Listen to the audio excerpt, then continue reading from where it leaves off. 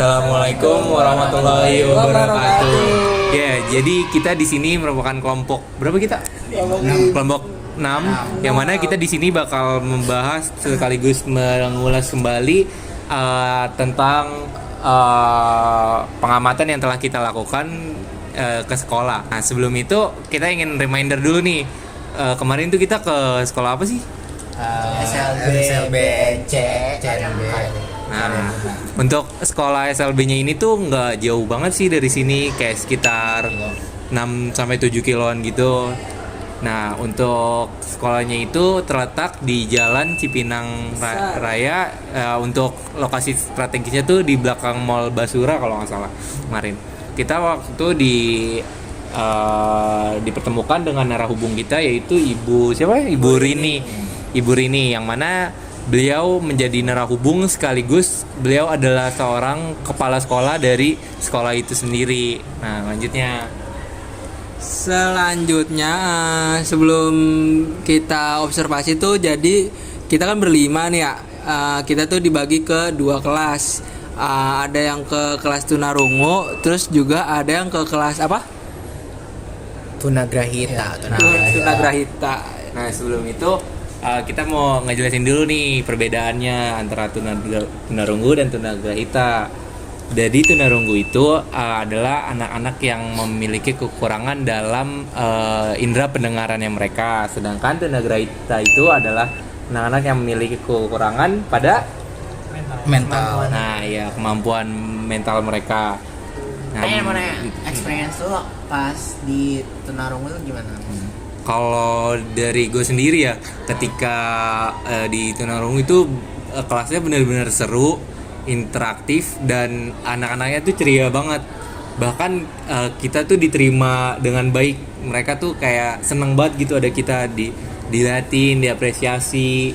Walaupun dengan keterbatasan mereka tuh mereka berusaha buat ngasih tahu ekspresi mereka ke kita gitu, dengan tarik-tarik baju almet kita, dengan mau ngajak ngobrol, peluk, ataupun nggak mukul sih, lebih ke kayak dorong gitu loh. Nah, dan sedangkan kalian tuh, menurut kalian di mana di bagian tunagrahita? Kalau menurut gua sih di tunagrahita tuh lebih heboh sih ya. Anaknya ada yang matiin lampu, lari-lari, ada yang teriak-teriak gitu lah. Kalau menurut Rian? Kalau menurut gua jujur ini merupakan experience pertama bagi gua sendiri, karena gua baru tahu kalau misalnya maksudnya kayak berkunjung di sekolah luar biasa itu belum membutuhkan energi yang banyak ya, khususnya buat kita ini yang belum terbiasa, dan juga buat buat guru-guru di luar sana, makasih banget atas jasa kalian keren sih, jujur keren banget. Respect bos.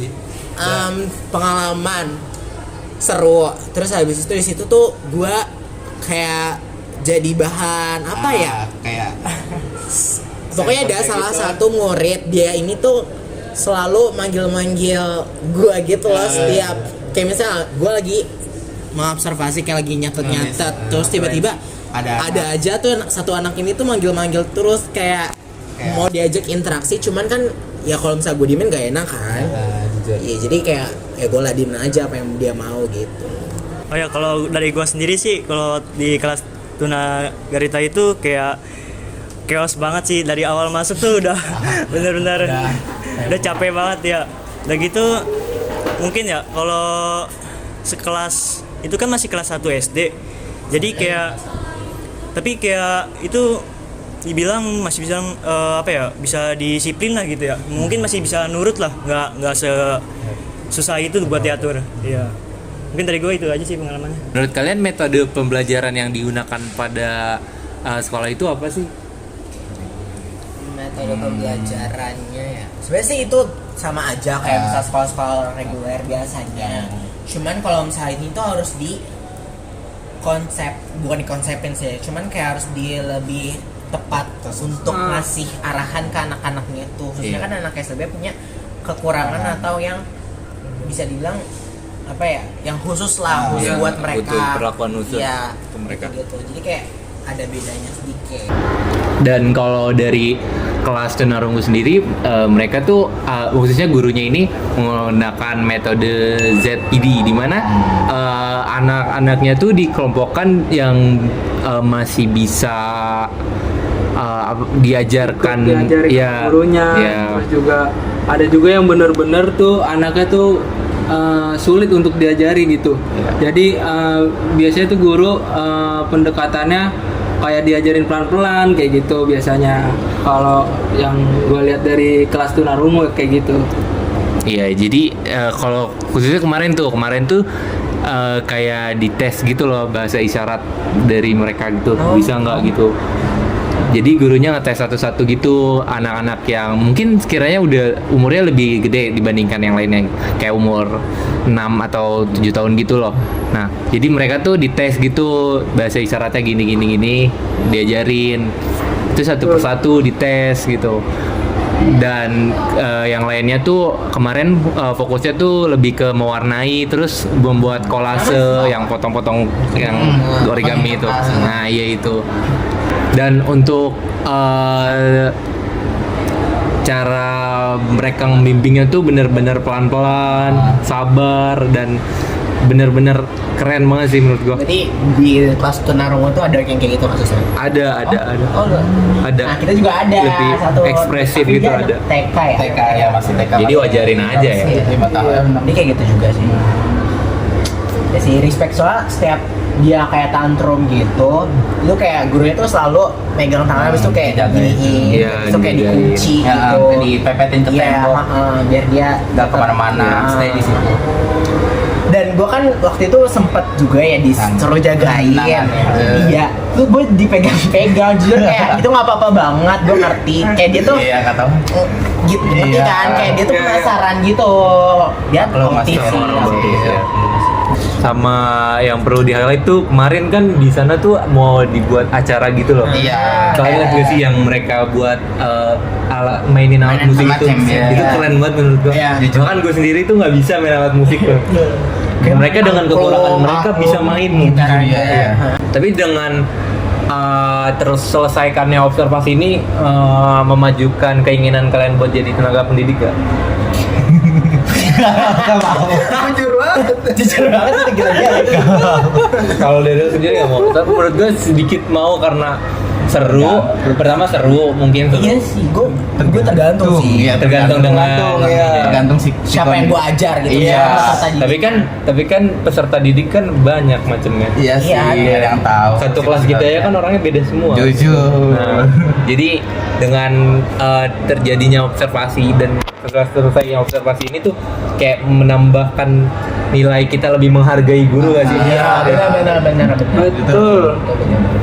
Bagi kayak guru-guru di sana kan kayak 5 hari ketemunya. Iya. terus kayak kita cuma 3 jam dan udah ngerasa Kayak udah capek nangis, banget. Iya. Udah pengen pulang. Pengen nangis, ya.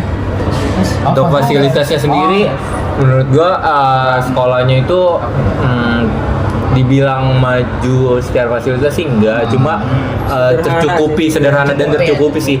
Beda dengan kemarin kan gue lihat ada yang SLB juga tuh di kelompok sebelah. Nah, untuk SLB-nya itu SLB negeri, jadinya tuh fasilitasnya tuh hampir setara dengan sekolah umum pada kayak sekolah-sekolah negeri pada umumnya aja gitu. Sedangkan kalau kayak kita kemarin tuh lebih kayak sekolah yayasan gitu nggak sih? Iya, yayasan. Iya. Jadi nggak terlalu banyak bangunan gitu loh. Jadi satu bangunan gitu. Cuma 6 kelas. Ada juga Kelasnya pun 6 ya? 3 atas, Daya 3 bawah. tampungnya juga Daya tampung kecil kok. ya, daya tampungnya juga kecil. Dan eksklusif banget gitu. Dan eksklusif. Kayak kos-kosan.